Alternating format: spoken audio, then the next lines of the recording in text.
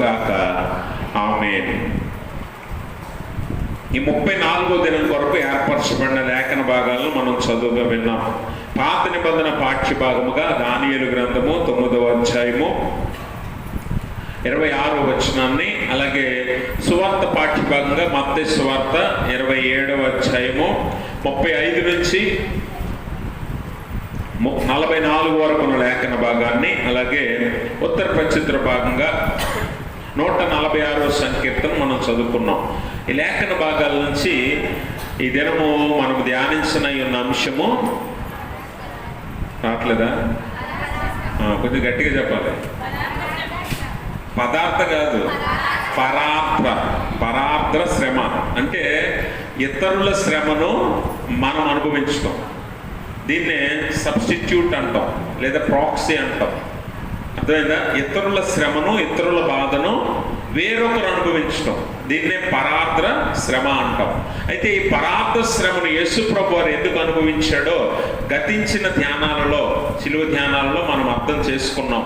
చాలా లేఖనాలను మనం పరిశీలించాం. ఆ లేఖనాలను బట్టి మనకు అర్థమైంది ఏంటి అంటే, మానవాళి రక్షణార్థము మనందరినీ తప్పించడానికి, పాపము నుండి విడిపించడానికి, పరలోకం చేర్చడానికి యేసు ప్రభు వారు మన పాప భారాన్ని, అలాగే మన శాపము యొక్క భారాన్ని, అలాగే మన శ్రమను ఆయన అనుభవించాడని మనము తెలుసుకున్నాం. దానినే పరార్థ శ్రమ అంటాం, పరార్థ శ్రమ అంటాం. కనుక యేసు ప్రభు వారు అనుభవించిన శ్రమ ఎంత భయంకరమైనదో ఈరోజు లేఖనము లోతులోనికి వెళ్ళి మనం పరిశీలన చేద్దాం. ఎందుకంటే మన కోసము దేవుడు చేసిన త్యాగాన్ని మనం ఎంత లోతుగా అర్థం చేసుకుంటే ఆయన మనకు అంత లోతుగా అర్థమవుతాడనే సత్యాన్ని మనం ఈరోజు తెలుసుకోవాలి. కాబట్టి ఇప్పటి వరకు, అంటే నిన్నటి దినం వరకు, అనగా 27వ అధ్యాయం మత్తయి సువార్త 34వ వచనం వరకు మనం ధ్యానించిన లేఖనాల్లో యేసు ప్రభు వారు శారీరకంగా నలగొట్టబడ్డాడు, శారీరకంగా దున్నబడ్డాడు, ఎన్నో రకాలుగా శారీరకంగా ఆయన శ్రమను అనుభవించాడు. అయితే ఈరోజు ఆయన మానసికంగా కూడా బహు భయంకరమైన వ్యాధులను అనుభవిస్తున్నాడు. ఈ శారీరక మానసిక శ్రమలన్నీ కలిసి ఆయన భరించలేనంత ఉన్నాయి. అందుకనే ఈ పరార్థ శ్రమ అనేది భరించలేనిది, తట్టుకోలేనిది, మరి వార్వలేనిది, అంటే మనం ఒప్పుకోలేనిది అటువంటి శ్రమ ఈ శ్రమ.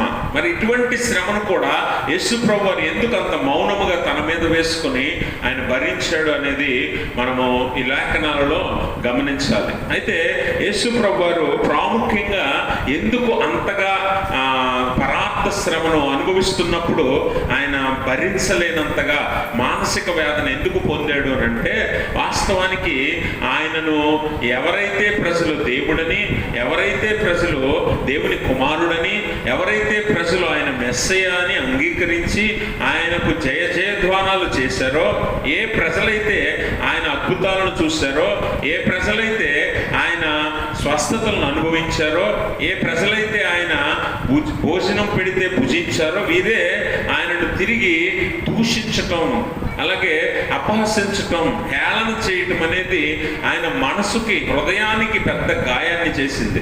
అందును బట్టే ఆ శ్రమ బహు భయంకరమైందని మనం జ్ఞాపకం చేసుకోవాలి. మత్తయి సువార్త 27వ అధ్యాయము 40వ వచనంలో ఒక మాట చదువుతాం. దేవాలయమును పడగొట్టి 3 దినములలో కట్టువాడా, నిన్ను నీవే రక్షించుకొనుము. నీవు దేవుని కుమారుడు అయితే శిలువ మీద నుండి దిగుమని చెప్పుచు ఆయనను దూషించింది. అలాగే శాస్త్రులను, పెద్దలను, ప్రధాన యాజకులను ఆయనను అపహసించుచు, వీడు ఇతరులను రక్షించును, తన్ను తానే రక్షించుకొనలేడు. ఇశ్రాయేలు రాజు కదా, ఇప్పుడు శిలువ మీద నుండి దిగిన యెడల వాని నమ్ముదుము. వాడు దేవుని యందు విశ్వాసం ఉంచును, నేను దేవుని కుమారుడని చెప్పిన గనుక ఆయనకి ఇష్టుడైతే ఆయన ఇప్పుడు వానిని తప్పించునని చెప్పిరి. ఆయనతో కూడా సిలువ వేయబడిన బందిపోటు దొంగలను అలాగే ఆయనను నిందించిరి. గమనించారా? అంటే యేసు ప్రభు వారు ఏ ప్రజల కోసమైతే వారి భారాన్ని, శ్రమను ఆయన మీద వేసుకున్నాడో, శారీరకంగా మానసికంగా నలిగిపోతున్నాడో, ఆ ప్రజలే ఆయన అపహసించడం మనం చూస్తున్నాం. ఆ ప్రజలే ఆయనను దూషించడం మనం చూస్తున్నాం, ఆ ప్రజలే ఆయనను నిందించడం మనం చూస్తున్నాం. అందుకనే ఈ శ్రమ బహు భయంకరమైనదనే విషయాన్ని ఈ లేఖనాల ద్వారా మనం అర్థం చేసుకోవాలి. అయితే వాస్తవానికి యేసు ప్రభు వారు మరి తన స్వకీయులు ఇలాగు చేయటం చూసి ఎంతో వేదనకు గురైనట్లుగా మనం అర్థం చేసుకోవాలి. ఎందుకనంటే ఎవరైతే తన సొంత ప్రజలు అనుకున్నాడో, ఎవరైతే తన సొంత జనాంగం అనుకున్నాడో, ఎవరి కొరకైతే ఆయన శిలువ మరణాన్ని పొందుతున్నాడో, మొదట రక్షణ ఎవరికట? యూదులకే. మరి ఆ యూదులే ఆయనను ఏం చేస్తున్నారట? దూషిస్తున్నారు, ద్వేషిస్తున్నారు, నిందిస్తున్నారు. మరి వారి పాపమే ఆయన మోస్తున్నాడు అన్న సత్యాన్ని మర్చిపోయి ఆయన చులకనగా, హేళనగా మాట్లాడుతూ ఉన్నారు. కాబట్టి యేసు ప్రభు వారు శారీరకంగా, మానసికంగా బహు ఘోరమైన వేదనకు గురయ్యాడు. ఈ శ్రమ అటువంటి పరార్థ శ్రమ, బహు భయంకరమైనదని ఈ లేఖనం ద్వారా మనం అర్థం చేసుకోవాలి. అయితే ఈ లేఖనాల్లో అడుగడుగున, అనగా చివరి అంకంలో యేసు ప్రభు వారు కల్వరి కొండ మీద మేకులతో సిలువ కొట్టబడినప్పటి నుంచి మరణించేదాకా ఇంకా శారీరక, మానసిక వేదన అధికమైపోతుంది, ఎక్కువైపోతుంది. ఎంతగానంటే మరి ఆయన భరించలేనంతగా. అయినా కూడా ఆయన మౌనముగా ఆ బాధను, ఆ శ్రమను భరిస్తున్నాడంటే కేవలం కారణం ఎవరో తెలుసా? నువ్వు, నేనే, మనమే ఆ కారణం. కనుక ఆ కారణాన్ని బట్టి ఆయన మౌనముగా ఉండి ఎంత శ్రమ అయినా తట్టుకోవటానికి సిద్ధపడ్డాడు. మరి ముఖ్యంగా ఇక్కడ 35-36 వచనాల్లో చదివితే, వారు ఆయనను సిలువ వేసిన పిమ్మట చీట్లు వేసి ఆయన వస్త్రములు పంచుకుని అంతటా వారు అక్కడ కూర్చుండి ఆయనకు కావలి ఉండేది. గమనించండి, యేసు ప్రభు వారిని ఎంతగా హేళన చేస్తున్నారంటే, ఇప్పటి వరకు శారీరకంగా హింసించారు, ఈ సిలువ వేసిన తర్వాత ఆయన మానసికంగా దూషిస్తున్నారు, అలాగనే అవమానానికి గురి చేస్తున్నారు. వాస్తవానికి ఒక వ్యక్తి యొక్క ఒంటి మీద బట్టలను తీసివేయటం అనేది ఎంత అవమానమో ఒకసారి ఆలోచన చేయండి. యేసు ప్రభు వారు రోమా శిక్ష ప్రకారము ఆయన నగ్నంగా సిలువ వేయబడ్డాడు.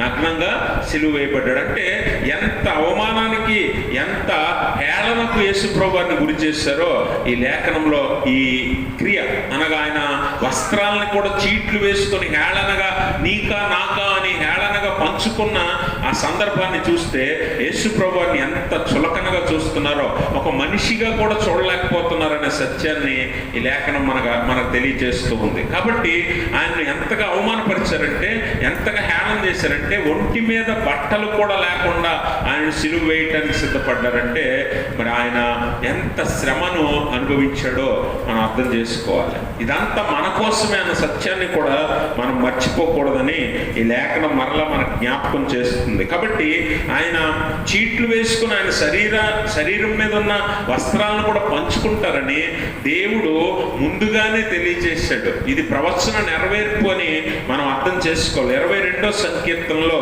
మనం చూసినట్లయితే 18వ వచనం ఒకసారి చదువుదాం. 22వ సంకీర్తన. నా వస్త్రములు వారు పంచుకొనుచున్నారు, నా అంగి కొరకు చీట్లు వేయుచున్నారు. గమనించండి, దేవుడు దావీదు భక్తుని ద్వారా యేసు ప్రభు వారు, అనగా యేసు ప్రభు వారు లోక రక్షకుడు ఈ లోకానికి వచ్చినప్పుడు ఆయనకు ఏం జరుగుతుందో, ఆయన ఎలాగో ప్రాణం పెట్టాలో, ఆయన ఎలాగో మానవుల కొరకు రక్తం చిందించాలో, మరణించాలో దేవుడు ముందుగానే దావీదు భక్తుని ద్వారా ప్రవచించాడు. కాబట్టి ఆ ప్రవచనంలో చెప్పబడినట్లుగా 22వ కీర్తనలో చెప్పబడినట్లుగా ఆయన వస్త్రముల కొరకు, ఆయన అంగీ కొరకు వారు చీట్లు వేసుకొని పంచుకున్నట్లుగా మనం చూస్తాం. కాబట్టి గమనించండి ప్రభునందు ప్రియమైన స్నేహితులారా, ఈరోజు యేసు ప్రభు వారి శిలువ మరణంలో ఆయన అవమానము అంతకంతకు రెట్టింపు అవుతుంది. ఆయన అవమానించడం అనేది ఎంతగా దిగజారిపోయి అక్కడ ఉన్నవారు చేస్తున్నారంటే, ఆయనను సంపూర్ణంగా శారీరకంగా, మానసికంగా ఆయన అవమానపరుస్తూ ఉన్నారు.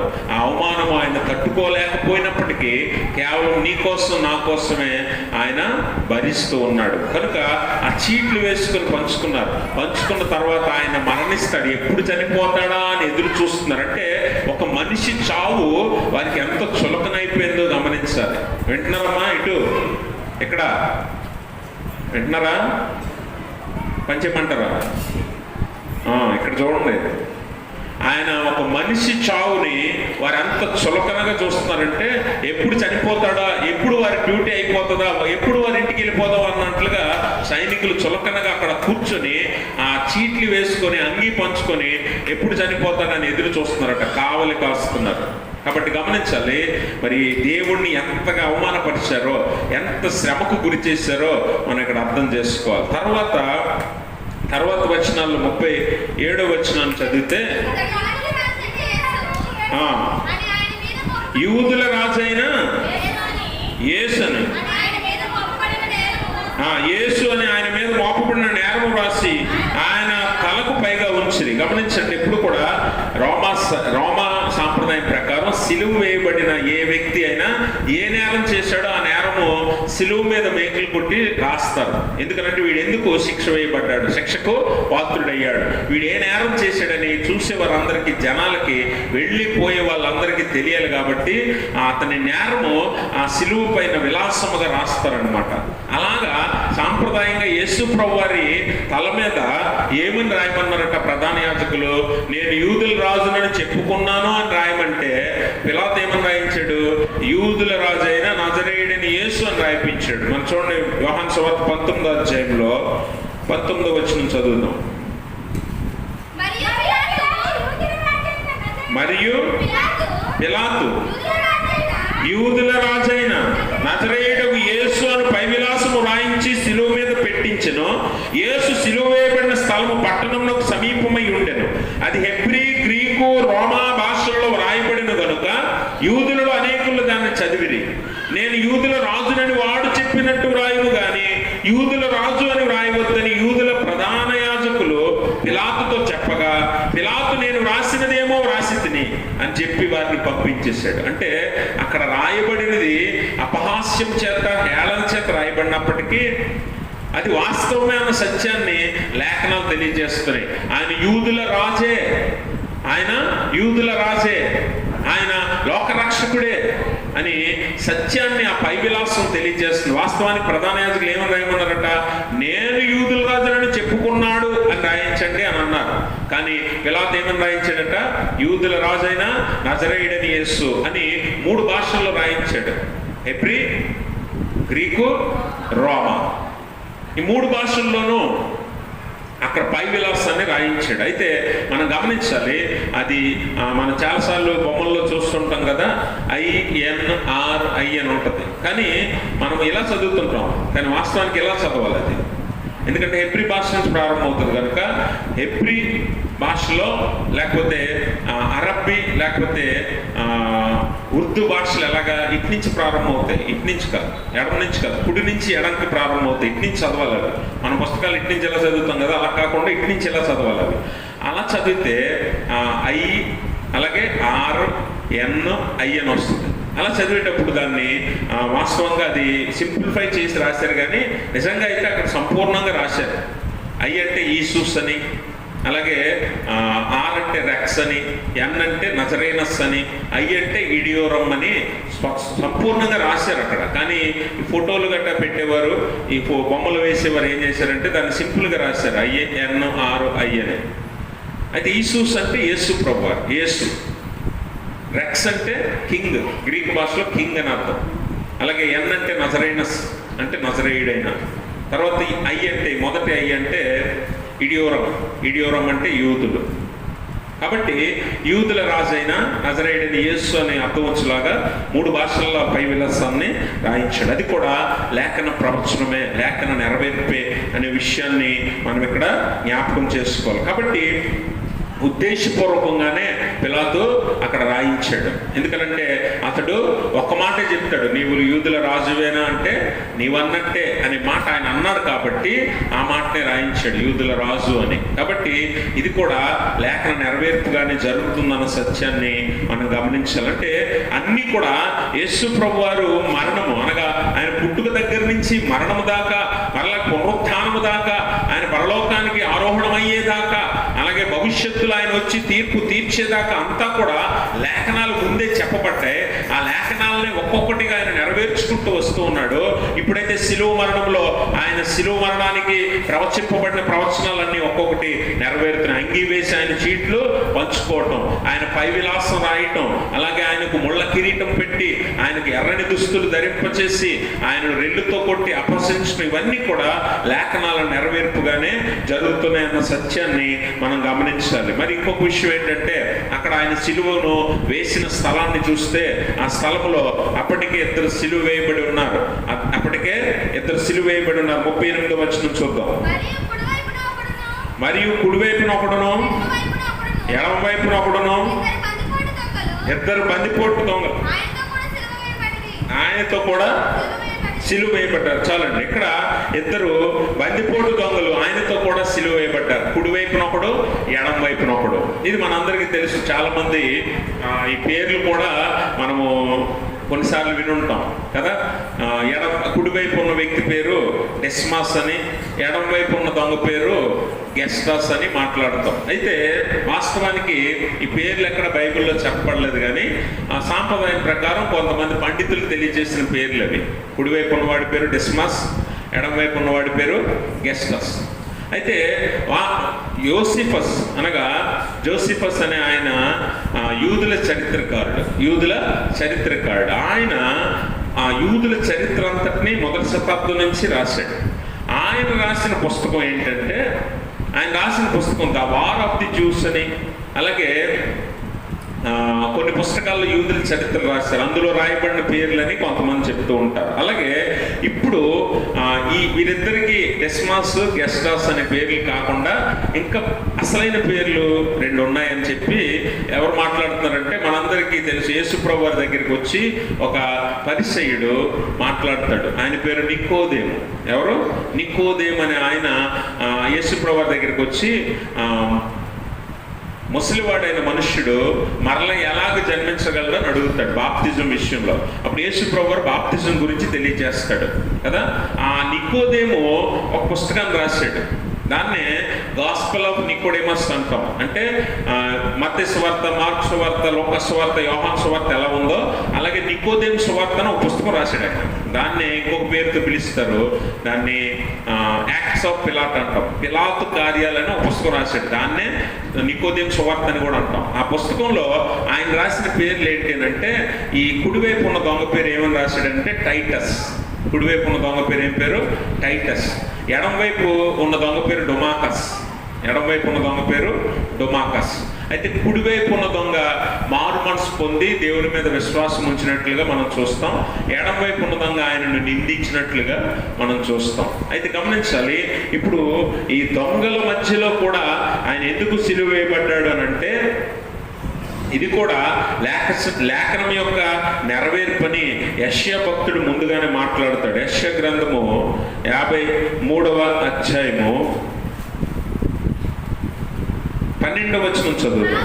కావున గొప్పవారితో నేను అతనికి పాలు పంచిపెట్టెదను, గనులతో కలిసి అతడు కొల్ల సొమ్ము విభాగించుకొనును.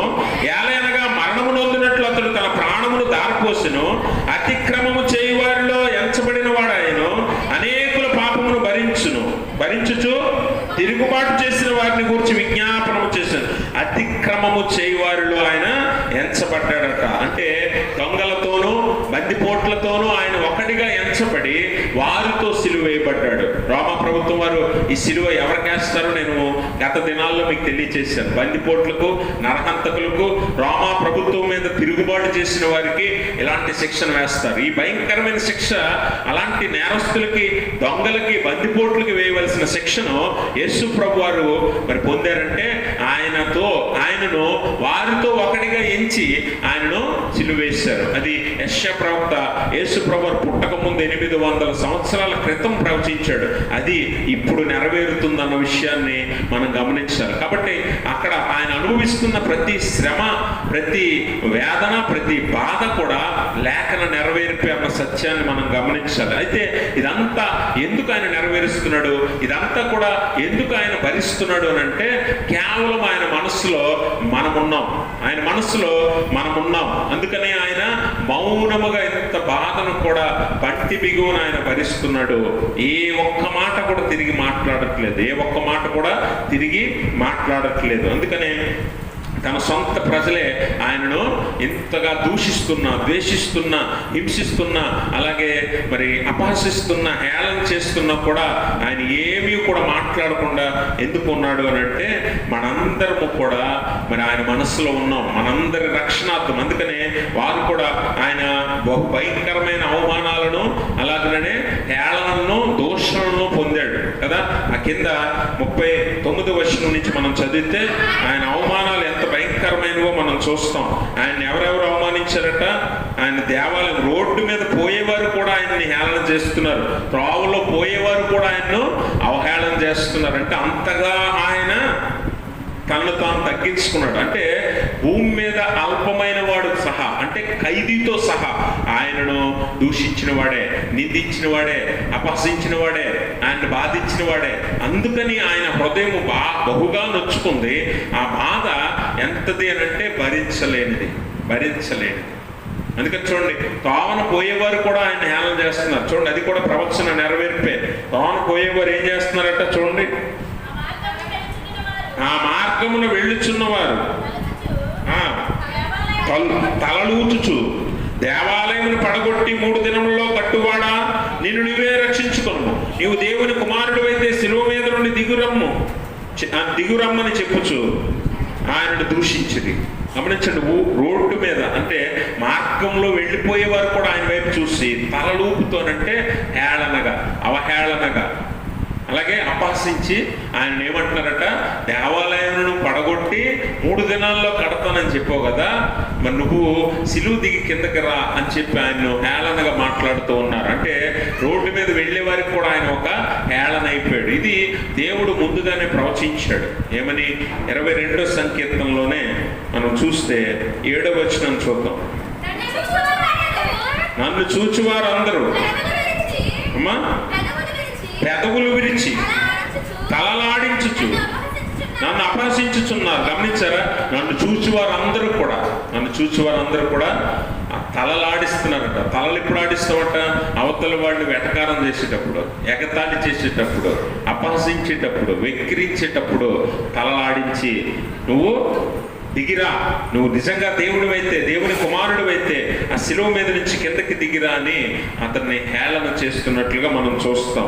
అలాగే రోడ్డు మీద వెళ్ళేవారే కాదు కానీ అలాగే దేవాలయం గురించి కూడా ఆయన చెప్పిన మాటల్ని వారు వక్రీకరించి మాట్లాడుతున్నారు. దేవాలయం గురించి నేను మొన్న కూడా చెప్పాను, ఆయన పడగొట్టి నిలబెడతా అన్నాడు, వీరేమో పడగొట్టి కట్టిస్తానన్నాడు అని చెప్పి వక్రీకరించి మాట్లాడుతూ ఉన్నారు. కాబట్టి ఆయనను హేళన చేసేవాడు అల్పమైన వాడితో సహా, అనగా దొంగతో సహా, నేరం మోపబడినవాడు, ఒక నేరస్తుడు కూడా ఆయనను నిందిస్తున్నాడు అని అంటే మనము ఆయన ఎంతగా హింసకు, బాధకు, శ్రమకు గురయ్యాడో మనం అర్థం చేసుకోవాలి.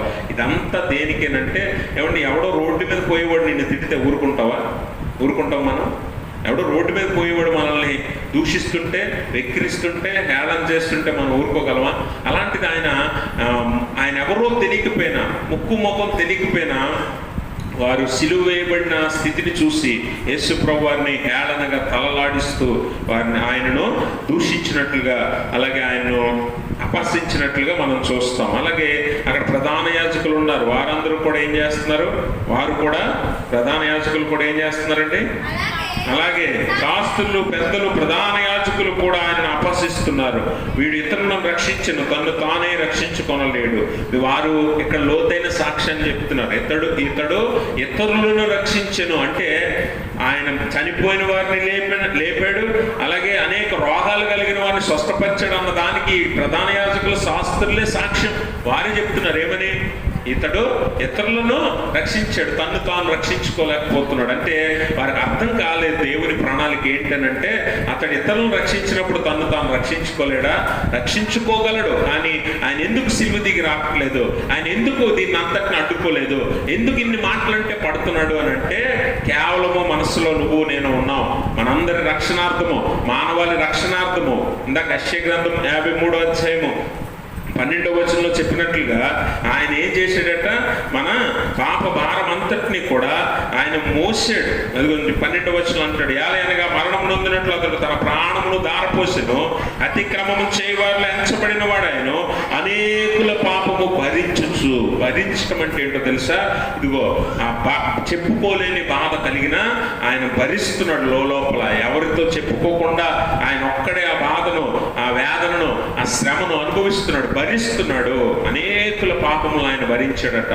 మరి అందుకనే ఆ ప్రవచనాన్ని నెరవేర్చడానికి, మనందరికీ రక్షణ ఇవ్వటానికి ఆయన ఈ శ్రమకు సిద్ధపడ్డాడు. అందుకే ఎవడెన్ని మాటలన్నా, ఎవడెంత రెచ్చగొట్టినా, ఎవడెంత దూషించినా, అపహసించినా, నిందించినా ఆయన మారు మాట్లాడకుండా మౌనముగా ఉన్నాడు. అపవాది కూడా ఇలాగే ఆయన రెచ్చగొడుతూ ఉంది. ఏమనంటే 40 దినాలు ఉపవాసం ఉన్న తర్వాత అరణ్యం నుంచి ఆయన బయటకు రాగానే ఆయన్ను శోధనలోనికి తీసుకొచ్చింది, శోధిస్తుంది. నువ్వు నిజంగా దేవుని కుమారుడు అయితే, ఇప్పుడు వీరేమంటున్నారు, నువ్వు దేవుని కుమారుడు అయితే సిలువ దిగిరా అంటున్నారు. అక్కడ అపవాది ఏమన్నాడు, నువ్వు దేవుని కుమారుడు అయితే రాళ్ళను రొట్టెలుగా చేయి, నువ్వు దేవుని కుమారుడు అయితే ఆలయం నుంచి దూకు అని ఆయన్ను రెచ్చగొడుతున్నారు. అందుకనే ఆయన తన శక్తిని, అధికారాన్ని నియంత్రించుకొని తను మన కొరకు చేయవలసిన రక్షణ ప్రణాళికను ఖచ్చితంగా నెరవేరుస్తూ ఉన్నాడు అన్న సత్యాన్ని మనం అర్థం చేసుకోవాలి. ఎంత బాధ, ఎంత శ్రమ మానవుడు ఎప్పుడు కూడా అనుభవించలేడు, మానవుడు ఎవడు కూడా నియంత్రించుకోలేడు. కాబట్టి యేసు ప్రభు వారు కేవలం మన కోసమే ఆ శ్రమను, ఆ బాధను కూడా ఆయన అనుభవిస్తున్నాడు అన్న సత్యాన్ని మనం గమనించాలి. అలాగే మరి 146 సంకీర్తనలో మనం చూసినట్లయితే అక్కడ చెప్పబడినట్లుగా ఏ ప్రజల కొరకైతే దేవుడు గొప్ప కార్యాలు చేశాడో ఆ ప్రజలే ఆయన్ని దూషించడానికి సిద్ధపడ్డారు. 146 సంకీర్తనలో దేవుడు మన కోసం చేసే కార్యాలు ఎలా ఉంటాయో అక్కడ తెలియజేస్తూ ఉన్నాడు. 146 7వ వచనం చదువుదాం. బాధపరచబడు వారికి ఆయన న్యాయం తీర్చును, ఆకలి కొనిన వారికి ఆహారము దయచేయును. యెహోవా బంధించబడిన వారిని విడుదల చేయును. యెహోవా గుడ్డివారి కన్నులు తెరవజేయువాడు. యెహోవా కృంగిన వారిని లేవనెత్తువాడు. యెహోవా నీతిమంతులను ప్రేమించువాడు. యెహోవా పరదేశులను కాపాడువాడు. ఆయన తండ్రి లేని వారిని, విధవరాలను ఆదరించువాడు. గమనించారా? ఆయన ఇన్ని కార్యాలు ఆయన జీవితంలో ఎంతో మందికి ఆయన చేశాడు. ఈరోజు మనందరి కోసం కూడా అవన్నీ సమర్థత కలిగిన వాడు. అయితే ఇన్ని అనుభవించారు కదా ఈ యూదులు, ఆ యూద ప్రజలందరూ ఇవన్నీ దేవుడు వారికి చేయటం అనుభవించి కూడా వారు ఈయనను దూషించడం అనేది ఆయనకు తట్టుకోలేని శ్రమను, బాధను కలుగు చేసింది. అయితే ఒకసారి దేవుని క్రియను లేకపోతే దేవుని కార్యాలను రుచి చూసి వెలిగింపబడి దేవుని తట్టు తిరిగి మరలా మనము జారిపోయి లోకంలోకి వెళ్ళిపోతాట, అటువంటి వాడిని మారు మనసు వైపు నడిపించటము అసాధ్యమని దేవుని వాక్యం చెప్తుంది. హెబ్రీ పత్రిక 6వ అధ్యాయము 4వ వచనాన్ని ఒకసారి చదువుదాం. హెబ్రీ పత్రిక 6వ అధ్యాయం. ఒకసారి వెలిగింపబడి పరలోక సంబంధమైన వరమును రుచి చూచి పరిశుద్ధాత్మలో పాలివారై దేవుని దివ్యవాక్యమును రాబో యుగ సంబంధమైన శక్తుల ప్రభావం అనుభవించిన తరువాత తప్పిపోయిన వారు తమ విషయంలో దేవుని కుమారుని మరలా సిలువ వేయచ్చు బాహాటముగా ఆయనను అవమానపరుచుతున్నారు గనుక మారు మనసు పొందినట్టు అట్టి వారిని మరలా నూతన పరచుట అసాధ్యము అని దేవుని వాక్యం చెప్తుంది. అంటే వీరు ఆయన పరలోక రాజ్యం యొక్క విషయాల్లో అనుభవించి అలాగే వాక్యము ద్వారా దేవుని వైపు తిప్పబడి మారు మనసు పొంది ఆయన వరమును అనుభవించిన వీరు ఆయన చేసిన స్వస్థతలు కానివ్వండి, ఆయన చేసిన అద్భుతాలు కానివ్వండి, ఆయన పెట్టిన భోజనం కానివ్వండి, అన్ని అనుభవించిన వీరు ఇప్పుడు ఆయన మీద తిరగబాటు చేసినట్లుగా ఆయన మీద నిందలు మోపుతున్న వారుగా ఉన్నారు. అలా లోకంలో పడిపోయిన వారిని అంటున్నాడు, వారు మరలా వెలిగించబడుట అసాధ్యము అంటాడు. మారు మనసు పొందినట్లు వారు మరలా వెలిగించబడుట అసాధ్యము. ఈరోజు ఎన్నో మేలులు పొందుకున్నావు దేవుని దగ్గర నుంచి. ఈరోజు లోకం కోసం దేవుణ్ణి విడిచిపెట్టి లోక మార్గాన్ని అనుసరించి లోకం వైపు నువ్వు తిరిగిపోతాక నిన్ను మరలా మారు మనసు వైపు నడిపించడము అసాధ్యమని దేవుడు చాలా స్పష్టంగా చెప్తున్నాడు. అందుకే దేవుని వైపు తిప్పబడిన నీవు దేవుని కోసం నిలబడాలి, కానీ దేవుణ్ణి వద్దనుకుని లోకం వైపు తిరిగితే మాత్రం నువ్వు దేవునికి చాలా దూరం వెళ్ళిపోయావు, ఇంకా తిరిగి రావు అన్న విషయాన్ని మనం గమనించాలి. అలా వెళ్ళిపోతేట అది వెనక్కి తిరిగి రానటువంటి స్థితి. అలా రాలేని పరిస్థితుల్లో ఎవడైనా ఉన్నట్లయితే వాడు నాశనం వైపు నడుస్తున్నాడు అన్న సత్యాన్ని మనం ఈ రాత్రి తెలుసుకోవాలి. యూదులు ఆయనతో ఉన్నారు, ఆయన చేసిన అనుభవించారు, ఆయన వారి జీవితాల్లో ఎన్నో మేలులు చేయటం చూశారు. అన్నీ చేయడం చూసిన వారే ఇప్పుడు ఆయన దూషిస్తున్నారు, అంటే ఆయన వద్దనుకుంటున్నారు, నిందలు మోపుతున్నారు, ఆయన తిరస్కరిస్తున్నారు, ఆయన విడిచిపెట్టడానికి సిద్ధపడ్డారు. అలాంటి వారిని దేవుడు ఏమంటున్నాడంటే తిరిగి మరలా వారు వెలిగింపబడరు. ఈరోజు చాలా మంది విశ్వాసులు ఈ కాలంలో కూడా ఎంతో మంది ఒకవైపు దేవుని వైపు వచ్చి ఒకసారి దేవుని అనుభవించి మరి మనకు మేలులన్నీ జరిగిపోయిన తర్వాత మళ్ళీ వెళ్ళిపోతుంటారు. కొంతమంది మంచి విశ్వాసులు ఉంటారు కదా, అలాంటి వారు ఏంటంటే 40 రోజులు అయిపోయిన తర్వాత మళ్ళీ వెళ్ళిపోతారు ఇంటికి. మళ్ళీ వాళ్ళకి ఆలయము ఆరాధన ఏమీ గుర్తురావు. అర్థమైందా? మీ గురించి వాక్యం చెప్తుంది. 40 రోజులే నిష్టగా శ్రద్ధగా భక్తిగా నటిస్తూ దేవుని సన్నిధిలో కూర్చున్న మిమ్మల్ని ఈ వాక్యం ప్రశ్నిస్తుంది. ఈ 40 రోజులు అయిపోయిన తర్వాత వెనక్కి వెళ్ళిపోతాక మీ జీవితంలో మళ్ళీ మీరు వెలిగించబడరన్న సత్యాన్ని మీరు గుర్తుపెట్టుకోండి. అర్థమైందా? 40 రోజులు వస్తే దేవుడు ఏదో చేస్తాడని, 40 రోజులు నిష్టగా చేస్తే ఏదో అనుకున్నది జరిగిపోద్దని, ఇవన్నీ కూడా మాయ. ఇదంతా క్రాష్, ఇదంతా అబద్ధమే. నువ్వు యథార్థంగా దేవునితో నడవాలి చివరి దాకా, అంతే తప్ప 40 రోజులు 7 వారాలు 3 వారాలు లేకపోతే 1 వారమో మొదటి ఆదివారమో అని అనుకుంటే నువ్వు ఎప్పుడో నీ ఆత్మ నీ పరిశుద్ధ జీవితము ఆరిపోయిందన్న విషయాన్ని గుర్తుపెట్టుకో. ఆత్మీయంగా నువ్వు ఎప్పుడో చచ్చిన వాడివై ఉన్నావు. అందుకే ఇక్కడ అంటున్నాడు, వారు యూదులందరూ కూడా అలా చనిపోయిన వారు ఆత్మీయంగా చచ్చిన వారు కాబట్టి యేసుప్రభు వారు మెస్సియా అని తెలిసి కూడా, యేసుప్రభు వారు అద్భుతాలు చేయగలరని తెలిసి కూడా, యేసుప్రభు వారు స్వస్థతలు చేయగలరని తెలిసి కూడా, యేసుప్రభు వారు మరణించిన వారిని లేపగలడని తెలిసి కూడా ఆయన్ను అపహసిస్తున్నారు, ఆయన దూషిస్తున్నారు, హేళన చేస్తున్నారు, ఆయన అంగీ తీసుకొని పంచుకున్నారు, ఆయనను బాహాటముగా సిలువ వేశారు. ఈరోజు మనం కూడా అదే పని చేస్తున్నాం. ఆయన వదిలేసి దూరంగా వెళ్ళిపోయి దేవుని ఆలయాన్ని దేవుని ఆరాధనను వదులుకొని ఆత్మీయతను విడిచిపెట్టి లోకంలో బ్రతుకుతూ ఏదో నామకార్థ క్రైస్తవులుగా 40 రోజులకు ఒకసారి వచ్చి లేకపోతే సంవత్సరంలో 40 రోజులు నిష్టగా ఉండి మరలా మామూలు దినాల్లో మామూలు బతికి లోకంలో తిరిగి అటువంటి బతుకులు బతికి వారందరికీ ఈ లేఖనం చెప్తుంది, నువ్వు మరలా వెలిగించబడటం అసాధ్యమని ఈ లేఖనం జ్ఞాపకం చేస్తుంది. కాబట్టి గమనించాలి, దేవుడు నీకు న్యాయం తీర్చేవాడు, దేవుడు నీకు ఆకలి తీర్చేవాడు, దేవుడిని లేవనెత్తేవాడు, బలపరిచేవాడు. అలాంటి దేవుడిని వదులుకొని లోకం వైపు తిరిగితే నువ్వు సమస్తాన్ని పోగొట్టుకున్నట్టే. అందుకనే ఇశ్రాయేలీలు ఏం చేశారట? దానియేలు గ్రంథము 9:26 వారు ఏం చేశారట? అభిషిక్తుణ్ణి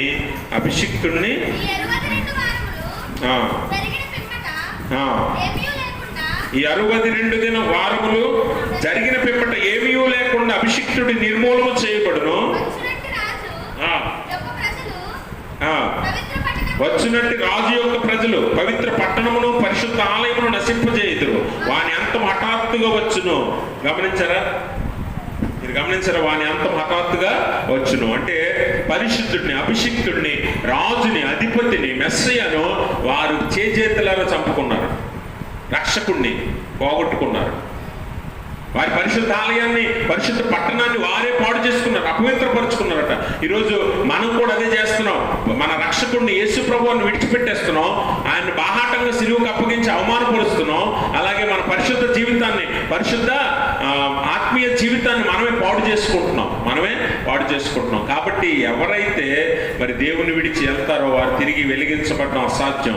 కనుక ఎప్పటికీ కూడా ఆయన చేయి పట్టుకుని నడవాలి. శ్రమల్లో కూడా ఆయన నీ శ్రమను ఆయన అనుభవిస్తున్నాడు. అందుకే కీర్తనగాడు అంటాడు, మనకు ఆకలి ఉంటే నీ బాధ ఏంటో ఆయనకు తెలుసు కాబట్టి నీకు ఆకలి తీరుస్తాడు. ఎందుకంటే నీ పరార్థ శ్రమను ఆయన అనుభవించాడు. నీ ఆకలి బాధను ఆయన తన మీద వేసుకున్నాడు, నీ శారీరక బాధను ఆయన తన మీద వేసుకున్నాడు, నీ ఆత్మీయ భారాన్ని ఆయన వేసుకున్నాడు, నీ పాప భారాన్ని ఆయన మోసాడు. అందుకనే ఆకలి ఉన్నప్పుడు ఆకలి తీరుస్తాడు, నువ్వు బాధపడినప్పుడు నిన్ను ఓదారుస్తాడు, నువ్వు ఒంటరైనప్పుడు నీకు తోడుగా ఉంటాడు, అలాగే నువ్వు పడిపోతున్నప్పుడు లేవనెత్తుతాడు, నీతో ఉండి నిన్ను నడిపిస్తాడు. అలాంటి దేవుణ్ణి వదులుకుంటే మరలా నువ్వు వెలిగించబడడం, ఆత్మీయంగా ఎదగటం అనేది అసాధ్యం అన్న సత్యాన్ని ఈ లేఖనంలో మనం అర్థం చేసుకోవాలి. అందుకే పరార్థ శ్రమ అంటే నీ సమస్త బాధల్ని, నీ సమస్త శ్రమను, నువ్వు అనుభవించాల్సిన సమస్త శిక్షను ఆయన అనుభవించాడు. కనుక ఇంతకంటే గొప్ప రక్షకుడు మనకి లేడు. ఆయనను వెంబడించి ఆయన వచ్చే వరకు నిరీక్షణ కలిగి ఎదురు చూస్తే ఖచ్చితంగా తగిన ఫలం మనకి దక్కుతుంది. అట్టి స్థితి దేవుడు తన పరిశుద్ధాత్మ ద్వారా మనందరికీ దయచేయును గాక. ఆమేన్. సమస్త జ్ఞానం మించిన దేవుని సమాధానం యేసుక్రీస్తు వల్ల